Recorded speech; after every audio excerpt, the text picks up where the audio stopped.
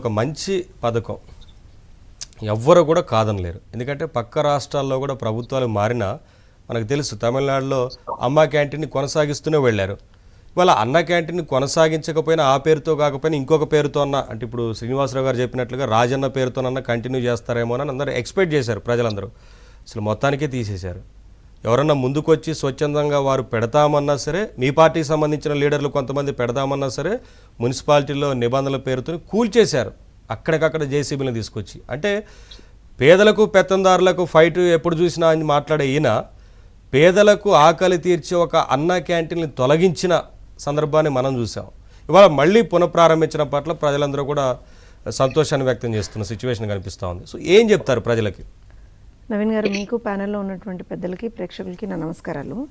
ఇప్పుడు ముందరగా అయితే ఇరు తెలుగు రాష్ట్ర ఆడపడుచులందరికీ కూడా శ్రావణ శుక్రవారం వరలక్ష్మి వ్రత శుభాకాంక్షలు. అయితే మీరు ఇప్పుడు ఇంత మాట్లాడారు. శ్రీనివాసరావు గారు ఓ మాట చెప్పారు. ఏం చెప్పారు? కూటమి ప్రభుత్వం అన్నం పెట్టే ప్రభుత్వం, జగన్మోహన్ రెడ్డి కన్నం పెట్టే ప్రభుత్వం అన్నారు. అర్థం కాల అక్కడ? ఇప్పుడు అన్న క్యాంటీన్లని కూడా కూల్చేశాడు అని చెప్పి చెప్తున్నాం కదా. అన్నం పెట్టేటువంటి ఒక స్వభావం ఉన్నవాడైతే అన్నం పెడతాడండి, ఆ ఆలోచన ఉన్నవాడు. ఇప్పుడు అన్నం మనం ఏమంటాం? అన్నం పరబ్రహ్మ స్వరూపం అంటాం. అన్నం అన్ని దానాల్లోకి వెళ్ళి అన్నదానం మిన్న అంటాం.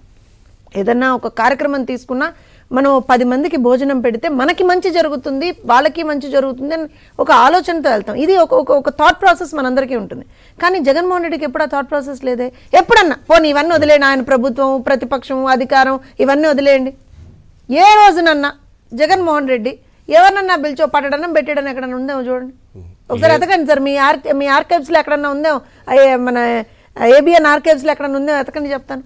ఎక్కడన్నా పోనీ ఏ రోజునన్నా ఎవరికన్నా ఒక రూపాయి సాయం చేశాడు అడగండి. కనీసం వైఎస్ఆర్ జయంతికి కూడా ఎక్కడ ఎవరికి కొంచెం అన్నం పెట్టలేదు. మరి అయిపోయింది. ఇప్పుడు నేను ఇప్పుడు ఏదన్నా మాట్లాడితే తెలుగుదేశం పార్టీ అధికార ప్రతినిధి మాట్లాడుతుంది కాదు, నేను ఇన్ జనరల్ మాట్లాడుతున్నాను.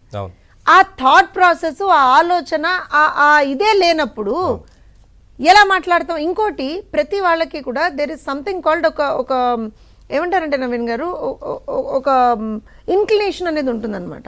ఏ ప్రభుత్వానికైనా సరే ఉండొచ్చు. కొంత మనం ఇది చేయాలి, అది చేయాలి, నాకు ఇవి ప్రయారిటీ అని కొన్ని ప్రభుత్వాలకు ఉంటుండొచ్చు.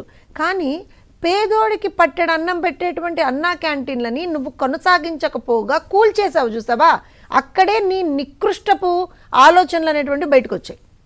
ఇంత కోపంగా జోస్న గారు ఎందుకు మాట్లాడుతున్నారంటే అది అంతే. మరి పేదవాడికి పట్టడన్నం పెట్టారు, ఏం చేశారు చెప్పండి? అన్న క్యాంటీన్ల వల్ల ఎవరికి నష్టం కలిగింది?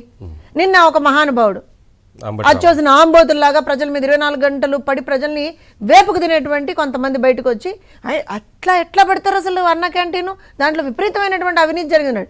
ఏం చేసావు నువ్వు 5 సంవత్సరాలు? ఏం చేసావు నువ్వు? ఒకవేళ అవినీతి జరిగితే ఏం చేసావు నువ్వు?